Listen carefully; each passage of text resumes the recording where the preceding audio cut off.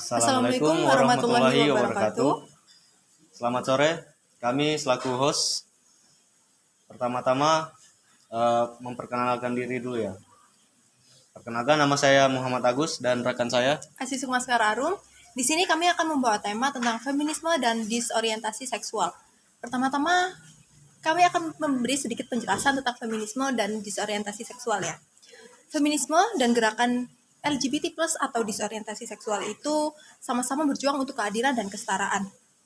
Pada dasarnya, kedua gerakan ini ingin menciptakan masyarakat yang lebih adil dan inklusif, di mana semua orang dihargai dan ingin memiliki hak yang sama, tanpa memandang jenis kelamin, orientasi seksual, atau identitas gender mereka. Tapi hubungan antara feminisme dengan LGBT tidak selalu lancar. Ada debat dan pertentangan terkait isu-isu seperti peran gender, seksualitas, dan keluarga.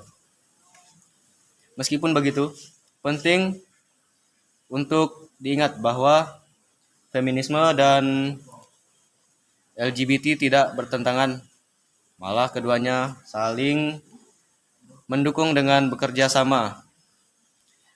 Kedua gerakan ini bisa menciptakan dunia yang lebih adil dan setara untuk semua orang. Jadi pada dasarnya, feminisme dan disorientasi seksual ini memiliki tujuan yang sama. Namun, sepertinya disorientasi ini jalannya sedikit salah. Ya.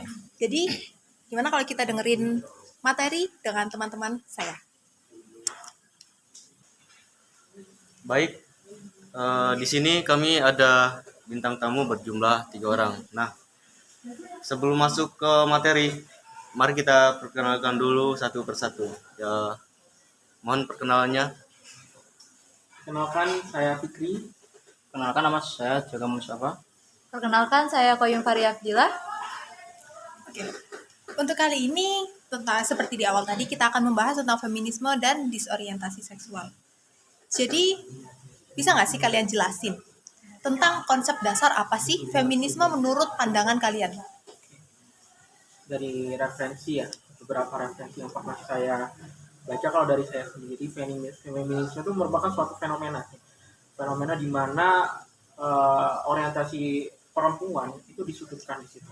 Jadi dari dulu beberapa sejarah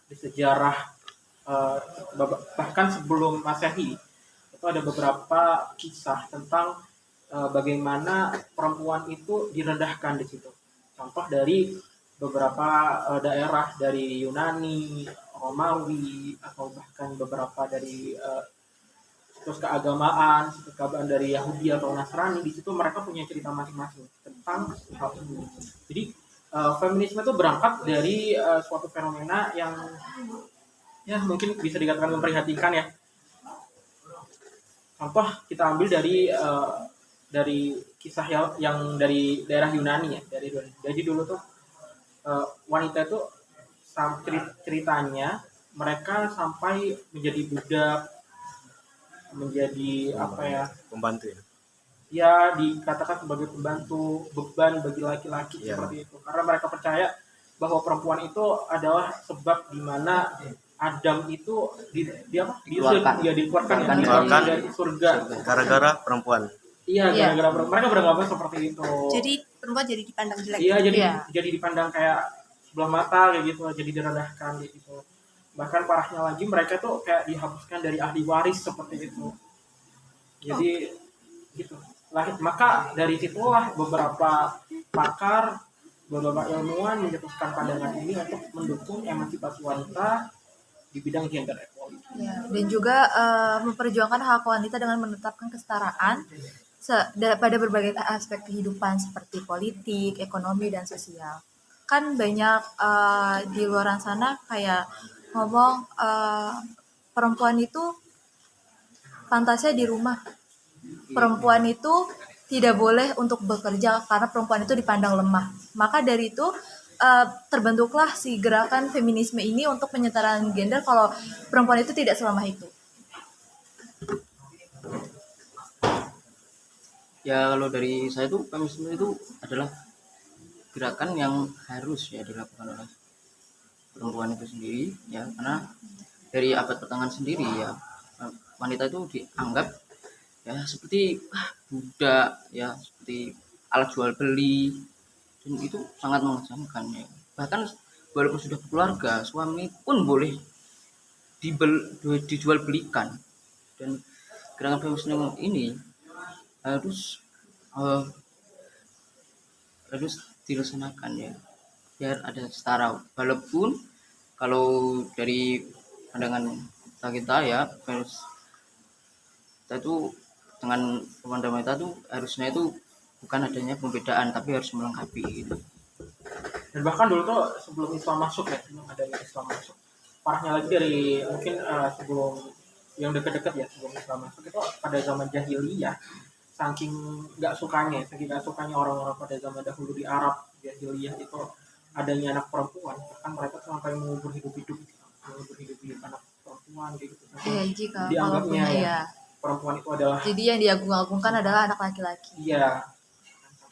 Bahkan ada cerita kayak di India itu seperti ini yang parah juga. Dibuat persembahan oleh Iya, dibuat persembahan. Jadi ketika mereka tuh percaya kalau misal mereka itu perempuan dan laki-laki berumah tangga. Kemudian laki-lakinya itu meninggal, maka si perempuan ini harus ikut dibakar sama laki-lakinya Secara hidup-hidup. secara hidup-hidup Itu di India. di India dulu seperti itu. Jadi ya separah itu emang. Di India itu masih sampai sekarang. Kalau sekarang enggak sih, karena enggak, karena ada ya, Udah hukum HAM iya. ya, hak asasi manusia, pasti apalagi pihak-pihak dari Barat dan Eropa nggak mungkin kan ya iya. melanggengkan tentang ini ya manusia. Jadi emang dibentuk dari beberapa kesadaran dan gerakan apa ya, kemajuan berpikir manusia dari zaman ke zaman seperti itu. Nah, untuk feminisme dalam konteks Islam itu gimana ya? Dalam pandangan Islam, feminisme itu memang apa ya? Islam itu hadir untuk menyebar rahmat, seperti itu kan, menyebar rahmat. Maka dalam konteks ini rahmat yang diturunkan kepada wanita adalah bagaimana wanita itu mempunyai hak yang sama laki-laki. Akan tetapi dalam garisnya hak yang sama dalam berkeadilan, bukan yang memang dalam konteks kesetaraan yang yang Sama-sama benar-benar setara. sama-sama setara. Dapat kita ketahui bahwa apa ya, laki-laki dan perempuan itu mempunyai apa ya, bentuk Ya pasti yang ada berbeda. porsinya gitu. Iya, Iya. mempunyai porsi yang Dalam berbeda. porsi biologis dan psikologis Iya. yang berbeda. Mereka diciptakan dalam porsi-porsi tersebut, dalam apa ya, dalam porsi yang berbeda seperti itu, seperti contoh dalam bentuk fisik, kemampuan Keahlian. hormon, habis itu psikologis, dalam aspek psikologis seperti bagaimana dia meresapi suatu masalah. Ketika apa ya, laki-laki dikenal biasanya dia tuh sistematis, kalau perempuan lebih dengan perasaan Iya. seperti itu kan. Maka dalam penempatan ini Islam memandang bahwa laki-laki penempatannya sebagai orang yang mencari nafkah, akan tetapi perempuan sebagai orang yang mendidik, seperti itu kan, cocoknya Jaga rumah tangga. iya, Iya. rumah tangga. Tapi Islam juga gak menafikan ketika perempuan ingin beremansipasi seperti laki-laki, misal mereka ingin berperan dalam politik atau dalam dunia kerja seperti itu, mereka juga boleh seperti itu, mereka boleh. Tapi tetap dengan porsinya Tetap masing-masing. dalam perannya masing-masing. Tidak menyetarakan sesetara dengan laki-laki karena Dalam- itu tidak iya. bakal bisa. Dalam tanda kutip, perempuan itu punya hak yang menjadi kewajiban laki-laki. Begitu juga sebaliknya. Laki-laki punya hak juga di dalam perempuan. Berarti misal seperti perempuan boleh kerja asalkan keinginan mereka sendiri. Bisa. Akan tetapi dalam syariat itu diatur. Iya. Kalau misal dia sudah, misal si perempuan ini sudah berumah tangga, berarti dia harus mengikuti apa maunya laki-laki. Misal si perempuan ini punya hasrat untuk, oh aku harus bekerja, aku harus setara, aku harus mensetarakan suamiku dengan sama-sama bekerja biar aku tidak ditindas. Tapi misal lelaki itu tidak menyetujui, suami itu tidak menyetujui untuk tidak bekerja, ya kita tidak boleh memaksakan itu. Karena kan semuanya sudah hak diatur dengan suami. Kita boleh menyetarakan, tapi tidak dengan melawan semuanya.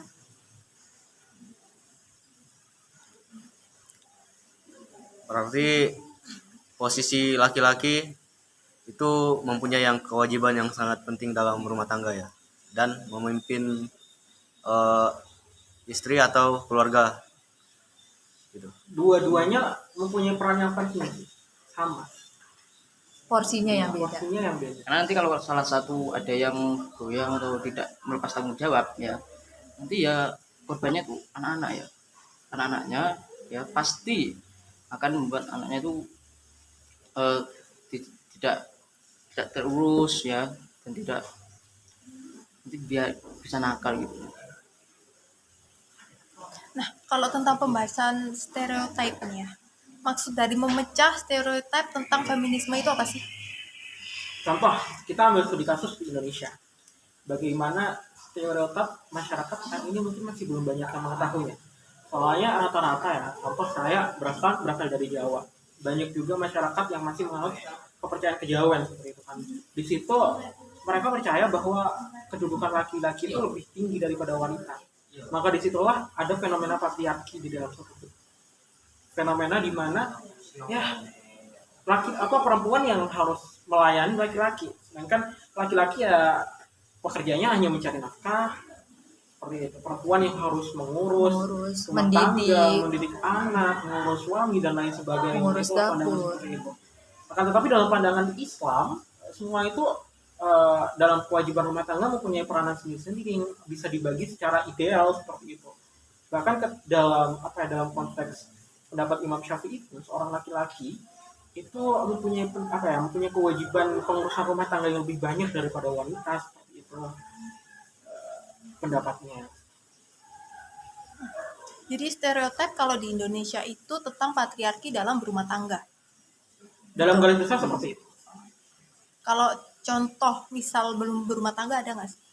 Bisa, mungkin ada ya kayak kita temui kayak pelecehan seksual seperti itu. Terus ada family violence, kayak kekerasan dalam rumah tangga kan nggak hanya mencakup suami dan istri, bisa jadi kekerasan antara ayah kepada dan anak anak. seperti itu, karena dianggap mungkin ya seperti yang dibahas tadi bahwa wanita itu dianggap lemah, Iya, dianggap lemah, dayanya dianggap- rendah seperti itu. Mungkin bisa berangkat dari situ. Kalau perbedaan peran, tadi kan udah dijelasin dalam konteks Islam itu feminisme gini. Kalau perbedaan peran yang kelihatan banget, kayak nggak kita cuma lihat pun kayak oh iya sih gitu, ada nggak sih yang perbedaan peran dalam feminisme itu yang kelihatan banget gitu? Contoh peran yang mungkin tersorot ya dari sini, katakanlah dalam urusan rumah tangga, di mana-mana kan stereotipnya wanita itu Di dapur. Ya, ada di dapur, Di dapur mengurus anak, sedangkan suami ini mencari nafkah. Ya.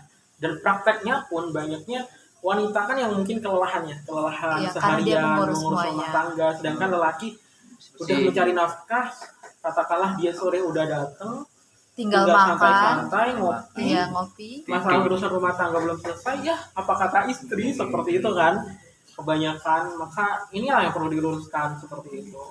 Contoh lagi ketika dalam dunia kerja, tentang bagaimana pemikiran laki-laki yang dianggap lebih unggul kadang ya, Iya, wanita dibandingkan perempuan. seperti itu. Ini adalah salah satu stereotip juga yang mungkin harus diluruskan seperti itu, dibangkitkan lagi kesadarannya.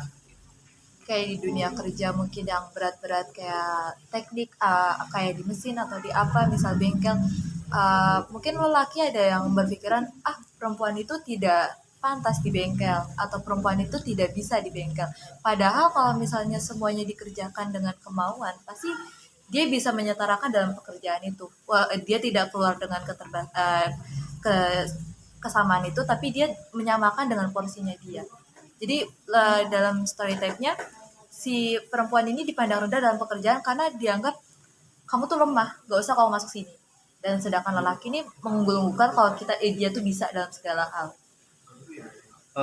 Kalau menurut saya sih kalau tentang kerja itu ya tentang wanita terus ke bengkel gitu ya, itu pasti ada ya, karena kemauan dan niat dari wanita berbeda ya. Ya contoh teman saya ya dia itu ingin dia wanita, dia itu ingin kuliah di teknik pengelasan gitu. karena dia sangat menyukai, karena bapaknya sendiri kerjanya mengelas gitu. Dan dari kecil kan dia melihat ayah dan bapaknya, dia sangat menyukai dan lihat ya, kan boleh-boleh aja gitu kan sebenarnya. Nah, apa saja pendekatan berbeda untuk mengatasi isu-isu feminisme? Di sini ada beberapa pendekatan ya yang berbeda untuk mengatasi isu-isu feminisme. Yang pertama itu pendekatan filosofis. Pendekatan filosofis ini, feminisme ini dihubungkan dengan konsep penciptaan manusia dalam Al-Quran, seperti perempuan dalam ruang publik dan domestik, serta metodologi penafsiran yang melahirkan diskriminasi terhadap kaum perempuan. Yang kedua ada pendekatan sosial.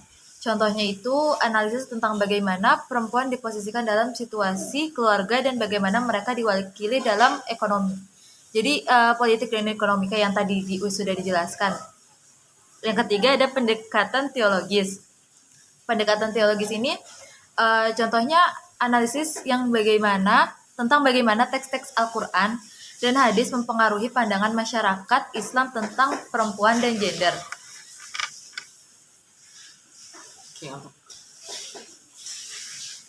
Oke, saya lanjutkan ya, pendekatan politik. Pendekatan ini memfokuskan pada analisis politik dan kebijakan yang mempengaruhi status perempuan dalam masyarakat Islam. Contohnya analisis tentang bagaimana kebijakan pemerintah mempengaruhi status perempuan dalam masyarakat dan bagaimana mereka mempengaruhi kebijakan pemerintah.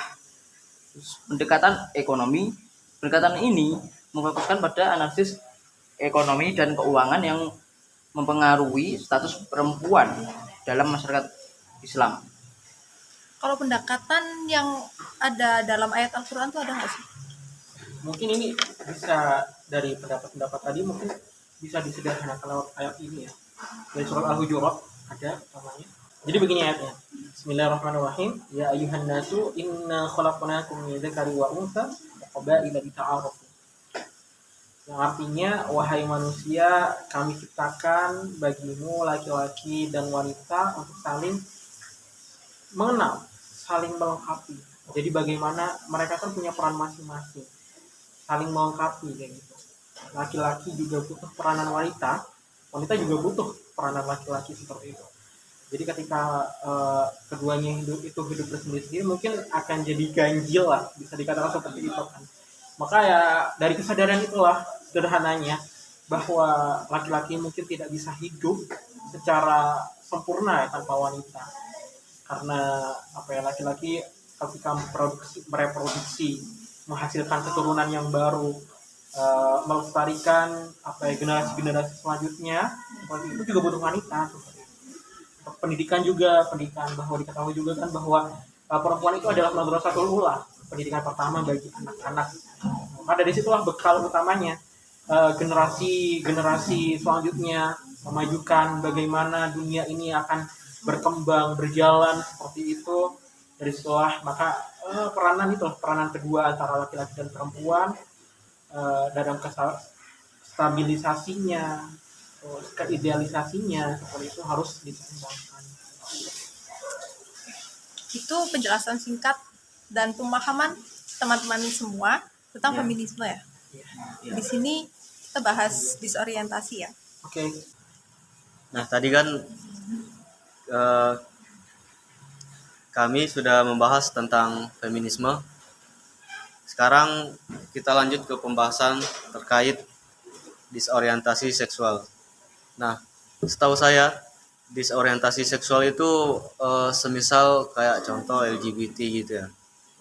Nah, untuk konsep-konsep dasarnya itu gimana sih? Konsep dasar dari disorientasi seksual itu ada sebuah individu yang menyukai salah satu individu yang lain gitu ya, dalam hal romantik ya, romantisme, terus dalam hubungan seksual dan kesukaan dalam hati sendiri-sendiri ya. Disorientasi seksual ini juga dapat berupa perubahan dari orientasi homoseksual, terus biseksual, atau transgender. Disorientasi tersebut dapat terjadi ada beberapa faktor kayak faktor lingkungan, faktor pergaulan, faktor keputusan individu, faktor pengalaman, dan ada beberapa faktor yang mungkin bisa mempengaruhi terjadinya disorientasi. Kalau kita flashback ke sejarah ya, mungkin bisa kita ambil dulu sejarahnya pada zaman Nabi Lut, di mana di situ ada namanya kaum Sodomi terkenalnya. Nah, bahwa di situ dulu tuh ada kaum yang kebiasaannya tuh berhubungan secara jenis, namanya laki-laki, homoseksual, laki-laki berhubungan jenis, berhubungan seksual dengan sesama laki-laki seperti itu. Tidak menafikan hanya laki-laki, nah, perempuan juga ada. Bahkan di situ diceritakan juga istrinya Nabi Lut juga sebagai lesbi seperti itu kan, lesbi bahwa wanita yang berhubungan dengan wanita seperti itu. Maka dalam sejarah itu Allah murka melaknat seluruh kaum Nabi Lut dengan memberikan azab ya, memberikan azab berupa hujan batu, terus semua menjadi binasa seperti itu. Dari situlah dasar disorientasi seksual itu merupakan hal yang memprihatinkan, bisa dikatakan seperti itu ya, karena menyimpang. Karena pada dasarnya Allah menciptakan antara laki-laki dan perempuan itu saling berpasang-pasangan. Berpijak pada tadi feminisme ya, pada pembahasan tadi feminisme bahwa mereka berpasang-pasangan, saling melengkapi juga seperti itu, untuk nantinya akan melestarikan keturunan. Berarti penyuka sesama jenis ya? Iya, bisa dikatakan sesama jenis. Kalau disorientasikan biasanya kita istilahkan dengan homoseksual.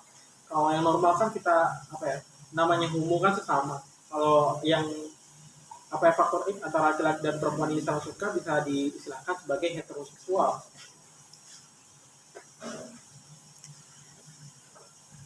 Terus dalam Islam ya, bagaimana Islam memandang terkait disorientasi ya seksual ini? orientasi seksual?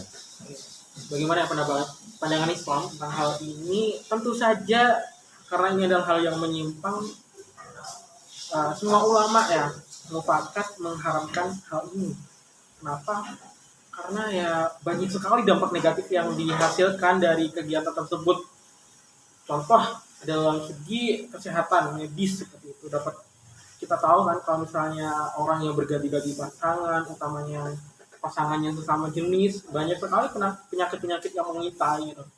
HIV, cancer, penyakit kelamin yang lain seperti itu. Terus dalam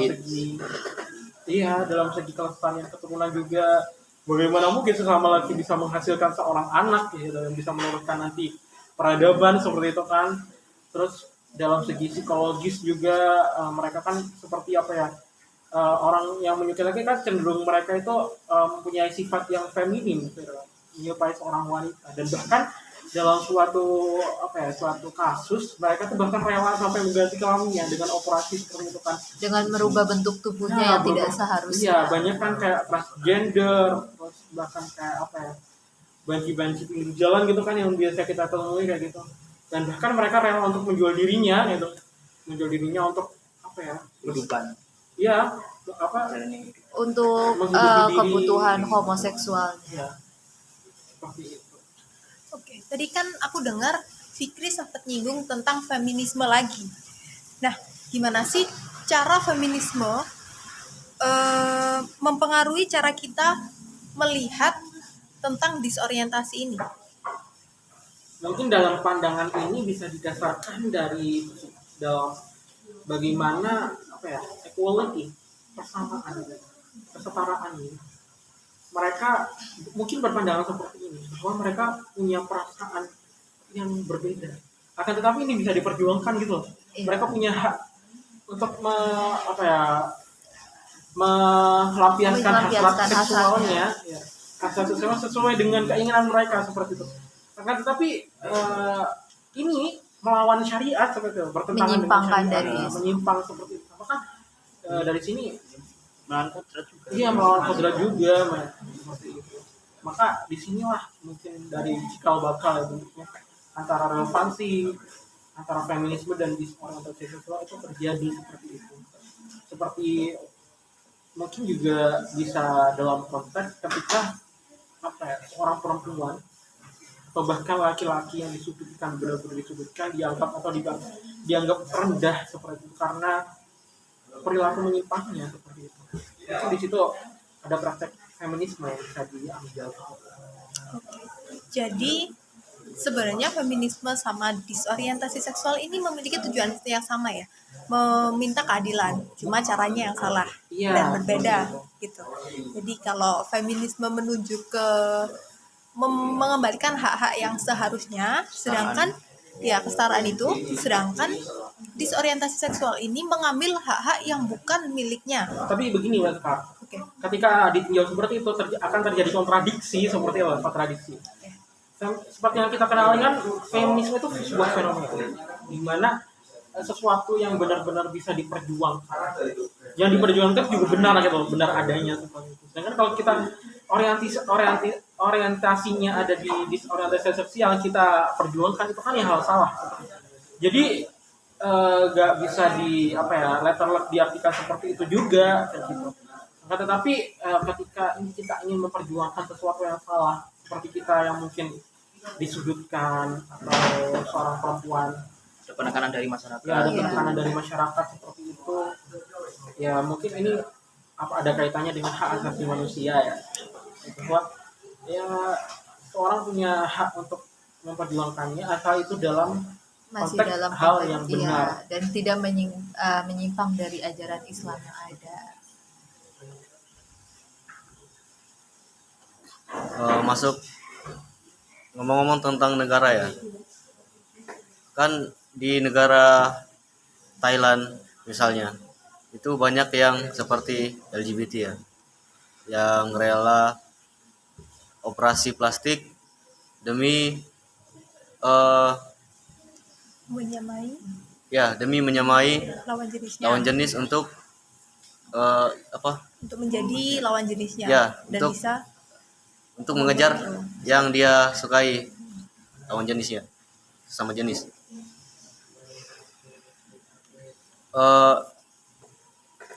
Kalau di Indonesia kan misal kita seperti lihat-lihat daerah-daerah sekitar kita ya, kayak itu pandangan kita gimana ya ngelihat LGBT gitu.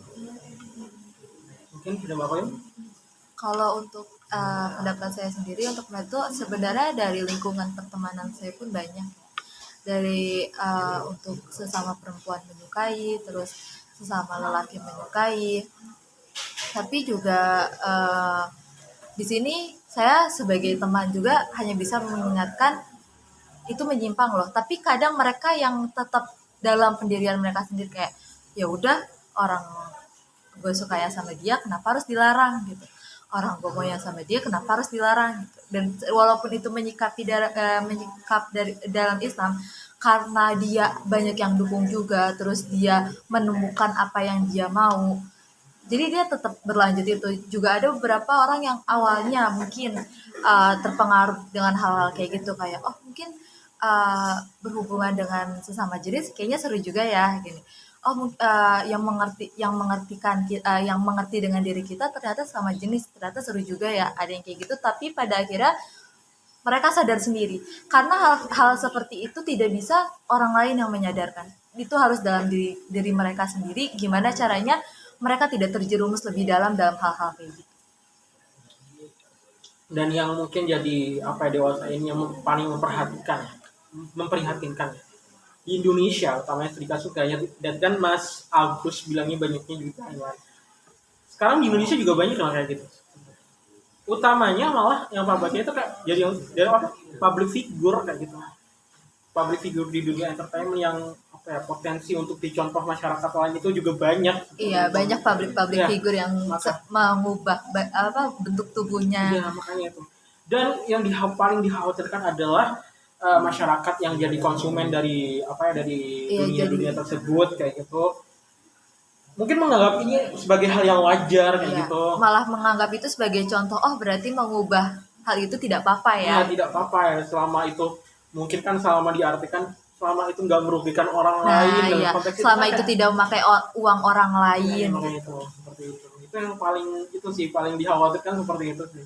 Ya, nah betul ya, ini kalau dengan adanya media sosial seperti itu tuh sangat mempengaruhi ya, apalagi anak kecil ya, kan dia kan otaknya belum matang gitu ya, pemikirannya belum matang, kan takutnya nanti berpengaruh dengan ya, kegiatannya ya, bisa saja dia terpengaruh dari hal-hal dalam dalam LGBT hal kayak itu. gitu karena otak anak kecil tuh gampang terdoktrin. Ya, Dan bahkan ketika kita telusuri dalam sosial media banyak loh anak kecil yang udah kayak Iya, terpengaruh jadi terpengaruh gitu. Apalagi dalam anak hal-hal laki-laki ya, negatif. yang Ya. anak laki-laki yang tingkahnya lebih feminim daripada Perempuan. wanita kayak itu, daripada perempuan kayak itu banyak kan, banyak apalagi dalam konten TikTok dan itu banyak juga yang menonton kayak gitu.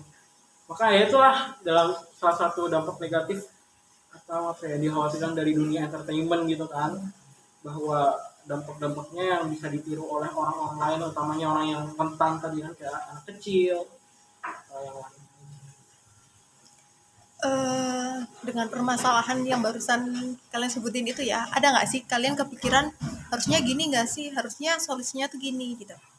Ya mungkin dari solusinya ya pertama ya memang selalu kesadaran sih, kesadaran. Kedua faktor utama apalagi Faktor ketika- lingkungan. ya, faktor lingkungan ketika apa ya banyaknya kasus itu memang disorientasi seksual ini ada sejak mereka kecil, itu kan dibawa dari bagaimana apa ya dulu Bagaimana lingkungan masa ya kecil mereka itu pembawaan terbentuk. pembawaan lingkungan dari kecil. Iya. Mungkin memang dia pembawaan hormon atau seksualnya dia sedikit lebih feminin. Tapi kalau misalnya lingkungannya tidak mendukung dia untuk hal kayak gitu, dia pasti akan tetap di jalannya, tidak melenceng untuk keluar dari situ.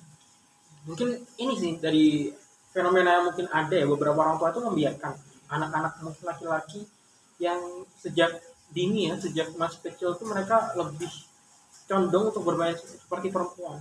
Mungkin terlihat seperti wajar, oke lah wajar aja, kenapa enggak gitu kan. Yang penting mempunyai teman. Nah, gitu. pada akhirnya hal ini yang mengantarkan bahwa laki-laki tersebut menjadi punya sifat keperempuanan kayak gitu kan, yang nantinya orientasinya bisa mengantarkan dia untuk apa ya, Mencontoh hal-hal yang tidak seharusnya dicontoh. apa yang dia sukai. Apa yang dia sukai jadinya melenceng ke hal perempuan itu. Iya seperti itu. Karena banyak sebenarnya ini contoh kasus dalam lingkungan masyarakat saya sendiri ya. Jadi dia dari kecil mungkin emang udah ada sifat yang hormonnya memang lebih feminim, dan orang tuanya pun membiarkan itu kayak ya udah kamu main aja sama dia nggak apa-apa, dan lingkungannya rata-rata perempuan, tidak ada yang laki-laki, dan itu dibiarkan dengan orang tuanya, dan sampai sekarang dia menginjak SMA dia jadi melenceng keluar tidak dengan gender dia seperti perempuan, dia suka dengan laki-laki, dia menyukai hal-hal yang wanita sukai, dia jadi berpakaian yang wanita kenakan gitu, dia tidak berpakaian dengan harusnya yang dia berpakaian. Dari perkataan Mbak Koyum ini ya, memang ada kasus yang apa ya, di hatinya itu tuh dia tuh wanita, tapi fisiknya itu laki-laki. Dia itu merasa sendiri, merasa saya itu perempuan, tapi saya tidak mau fisik laki-laki. Makanya dia bisa melancarkan hal-hal seperti itu, dia itu dengan operasi. Ya, seperti itu. Kan banyak juga perempuan dibilang perempuan tomboy lah, perempuan apalah, sebenarnya ya memang ada, tapi kalau misalnya dia tidak didukung dan dia tidak dibiarkan dalam hal itu, dia tidak akan melanjutkan hal itu gitu. Dia akan kembali, oh aku loh perempuan gitu, oh aku loh perempuan, aku bukan laki-laki, walaupun memang sifat dia sedikit tomboy atau sifat dia sedikit kelakian, tapi tidak yang langsung merubah gender, tidak yang langsung kayak oh aku menyukai sesama jenis. Jadi itu tergantung gimana pembawaan dari kecil dan pembawaan lingkungan. Dan fatalnya yang banyak terjadi akhir-akhir ini, apalagi di media, orang yang seperti itu banyak sedikit dikasih panggung gitu loh. Jadi kayak mereka tuh merasa didukung dengan apa yang dia sukai gitu kan. Didukung, akhirnya berkembang terus semakin menjadi-jadi gitu kan, sampai berani mengakui bahwa sebenarnya ini aku perempuan gitu, sebenarnya aku laki-laki gitu kan. Terus apa lah ya, dari dugaan-dugaan itulah lahir mungkin banyak ya mungkin yang belum menampakkan diri semakin menjadi-jadi gitu Iya, kan. semakin menonjolkan diri. Oh, dia aja dikasih panggung. Oh, dia aja berani untuk apa? Menongolkan diri kalau dia menyukai sesama jenis. Karena LGBT ini ya melindungi dirinya tuh dari hukum ya, namanya hak asasi manusia, dan disinilah faktor keuntungan dari orang-orang yang disorientasinya seperti eh, melenceng gitu, berlindung dari hukum ini. Hak asasi manusia itulah yang membuat mereka mempunyai panggung ya, untuk bermedia sosial ya. Karena apalagi kalau di daerah-daerah ya barat lah ya, itu sangat disupport ya, sangat didukung ya, karena adanya label hak asasi tersebut. Nah, selain bawaan dari lahir, terus lingkungan ya. Media sosial itu berpengaruh pada apa Disorientasi. fenomena LGBT nggak sih? Bisa saja, malah lebih besar di media sosial. Contohnya yang influencer tadi. Iya, banyak malah mungkin contoh-contohnya lebih banyak orang-orang yang mempunyai panggung karena mereka lebih apa ya, mempunyai kuota yang apa untuk menunjukkan dirinya gitu loh, bahwa oh aku lo transgender. Mereka malah membanggakan hal itu dan malah didukung oleh influencer-influencer lain dan jadinya naik akhirnya dicontoh dengan orang-orang yang mungkin sudah di jalannya tapi melihat itu, oh dia lo jadi kayak gini, dia bisa menjadi faktor terbesar sih kalau misalnya media sosial. Bahkan ketika apa ya sekarang banyak yang mungkin memprihatinkan juga ketika ada orang yang mengingatkan kayak mereka malah bilang kayak gini, kenapa sih orang aku nggak ngerugiin kamu, nggak ngerugiin orang lain selama ini, apa ya aku suka ya, nggak ngerugiin orang Iya, lain ya aku udah pakai apa uangku masalahnya, sendiri seperti gitu, itu. aku berusaha sendiri. Itu sih pemikiran yang tidak boleh ya, karena kalau disorientasi ini bersifat universal ya, karena kalau seandainya ya semua dunia itu melanggengkan itu disorientasi itu ya, apakah ada ya aduh, anak-anak yang baru ya, anak-anak kecil yang baru, gak ada kan, siapa yang melanjutkan, nggak ada ya. Takutnya seperti itu lah, takutnya. Semisal dari segi pendapatannya, kan saya pernah lihat video di salah satu media sosial ya. Itu ada kayak difasilitasi panggung dalam suatu acara. Di situ ada seperti ada beberapa laki-laki yang bertampilan seperti wanita. Terus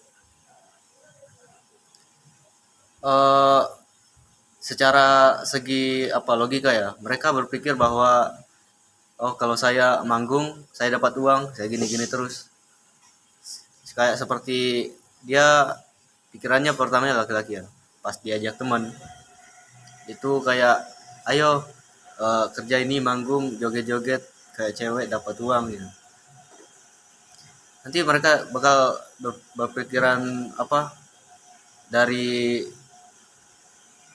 berpikiran laki-laki hingga Jadi perempuan lama-lama. iya karena Ya dari itu bisa mungkin faktor juga sih, faktor dimana ada tawaran lebih, ya tawaran meskipun dia aslinya normal gitu, aslinya normal.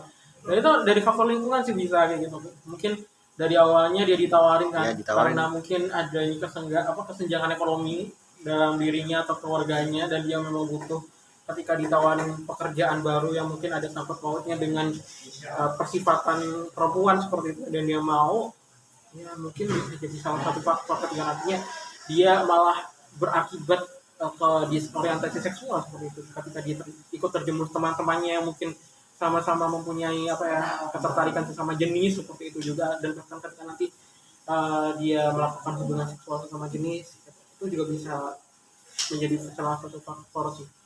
Oh, ini pembahasannya lebih sensitif dari feminisme ya sepertinya. Oke. Abis ini kita lanjut lagi mungkin ya untuk penutupan. Oke, kita udah bahas tentang feminisme dan disorientasi seksual. yang bisa saya rangkum tentang feminisme ya. Feminisme itu untuk bahasa sekarang fenomena yang disebabkan oleh ketidakadilan dalam hak seperti patriarki, dan ketidakadilan ini ditujukan ke perempuan ya kebanyakan ya.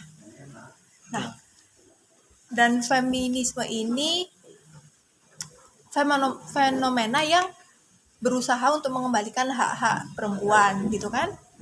Sedangkan disorientasi ini meskipun dikatakan memiliki tujuan yang sama, namun tujuannya itu sebenarnya salah karena mengambil hak-hak dan bukan kodrat yang dimiliki oleh si pejuang gitu. Misalkan karena disorientasi ini LGBT yang sangat dilarang keras oleh agama.